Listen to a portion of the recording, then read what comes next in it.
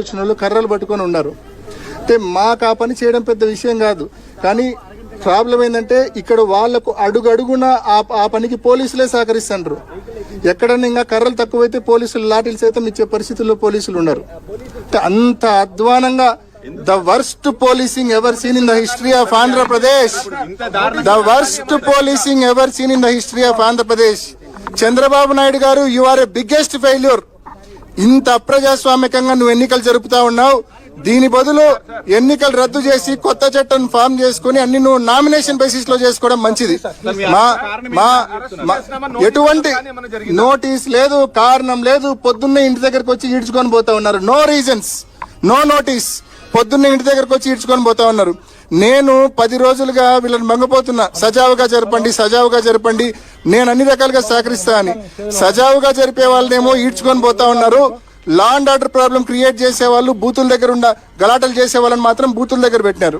That బయట నియోజకవర్గాల నుంచి వచ్చింది. ఈ రోజు 15 బూతుల్లో కనీసం అంటే 2000 మంది బయట నియోజకవర్గాల నుంచి, ముఖ్యంగా జమ్మలమడుగు నుంచి, కమలాపురం నుంచి, ప్రొద్దుటూరు నియోజకవర్గాల నుంచి తెలుగుదేశం పార్టీ నాయకులు వచ్చి ఇవాళ మా వాళ్ళ మీద దౌర్జన్యం చేస్తా ఉన్నారు. పోలీసులే దీనికి పూర్తి కారణం, పోలీసులే దీనికి ఫెసిలిటేట్ చేస్తా ఉన్నారు. ఇంత అధ్వానమైన పోలీసింగ్ నిజంగా ఎక్కడ చూసి ఉండం. బీహార్ లో కూడా ఇంత అధ్వానంగా ఉండిండదేమో పరిస్థితులు.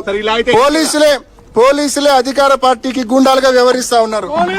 చూస్తున్నాం, పోలీసులు అధికార పార్టీకి గూండాలుగా వ్యవహరిస్తున్నారు అనేటువంటిది అవినాష్ రెడ్డి చెప్తున్నారు. అవినాష్ రెడ్డిని బలవంతంగా పోలీసులు అరెస్ట్ చేసి తీసుకెళ్తున్నటువంటి పరిస్థితి ఉంది. ఎవరైతే కార్యకర్తలు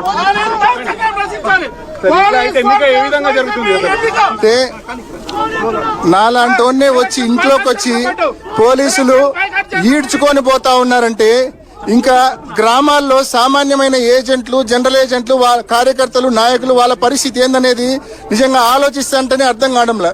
నాలాంటి ఇంటి దగ్గరికి వచ్చి నిర్దాక్షిణ్యంగా ఈడ్చుకొని పోతా ఉన్నారంటే, గ్రామాల్లో మా నాయకులు, మా కార్యకర్తల పరిస్థితి ఏంటంటే అర్థం కావడం.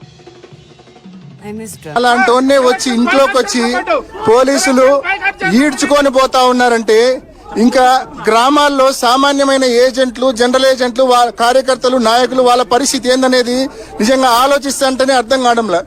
నాలాంటి ఇంటి దగ్గరికి వచ్చి నిర్దాక్షిణ్యంగా ఈడ్చుకొని పోతా ఉన్నారంటే, గ్రామాల్లో మా నాయకులు, మా కార్యకర్తల పరిస్థితి ఏంటంటే అర్థం కావడం. రైట్, పోలీసులు అవినాష్ రెడ్డి వాహనాన్ని బలవంతంగా తీసుకెళ్తున్నారు. పోలీసు జీప్ లో అవినాష్ రెడ్డిని ఎక్కించుకుని తీసుకెళ్లారు. ఎవరైతే అడ్డుపడుతున్నారో కార్యకర్తలు వాళ్ళందరినీ కూడా అరెస్ట్ చేస్తున్న పరిస్థితి. పూర్తిగా అవినాష్ రెడ్డి ఇంటి వద్ద ఉద్రిక్త వాతావరణం నెలకొంది. అయితే అంటే ఎంపీగా ఉన్నటువంటి అవినాష్ రెడ్డిని ఈ విధంగా లాక్కెళ్తున్నారంటే సామాన్య ప్రజల పరిస్థితి ఏంటి అనేటువంటిది ఆయన కూడా క్వశ్చన్ చేస్తున్నారు. అంటే ఈరోజు పులివెందులలో జెడ్పీటీసీ ఉప ఎన్నిక, పూర్తిగా ప్రజలందరూ వచ్చి ఓటేయాల్సినటువంటి అవసరం ఉంటుంది. కానీ సార్ చెప్పండి సార్, ప్రజలు అసలు ఓటేసే అవసరం ఉంటుంది, అది వెళ్ళగలుగుతారా అసలు ఇవాళ? అంటే నిన్నటి నుంచే మీరు చూస్తా ఉన్నారు. ఎస్పీ గారికి కూడా చెప్తా ఉన్నా, కొత్తపల్లెలో, నలపరెడ్డిపల్లెలో కొన్ని 100 మంది కమలాపురం, జమ్మలమడుగుకు సంబంధించిన టీడీపీ నాయకులు, కార్యకర్తలు సాక్షాత్తు భూపేశ్ రెడ్డి అండ్ పుత్తా చైతన్యారెడ్డి ఆధ్వర్యంలోనే ఉన్నారు వాళ్ళంతా. కానీ పోలీసులు కాబట్ల బయట నుంచి అన్ని 100 మంది ఒక్కొక్క బూత్ దగ్గరకు వచ్చినా కూడా పోలీసులు కడప ఎంపీ అవినాష్ రెడ్డిని అరెస్ట్ చేసి పోలీసులు తీసుకెళ్తున్నారు. అయితే ఈ విధంగా ఉంటే అసలు ఎలక్షన్ ఏ విధంగా జరుగుతుంది? చంద్రబాబు నాయుడు ఆయన సొంత రాజ్యాంగాన్ని ఉపయోగించుకుంటున్నారు. మరి ఈ విధంగా అయితే ప్రజాస్వామ్యంలో ఎన్నిక ఏ విధంగా ఉంటుందని మనం చూడొచ్చు. పెద్ద ఎత్తున ఇక్కడ ఉద్రిక్త పరిస్థితులు ఇవన్నీ కూడా కనిపిస్తున్నాయి. అయితే ప్రస్తుతం మనతో పాటు మన ప్రతినిధి రవీందర్ కూడా ఉన్నారు, ఆయన చెప్తారు. మరి థ్యాంక్ యూ సాయికర్. మొత్తంగా అయితే మరికొద్ది గంటల్లోనే కేవలం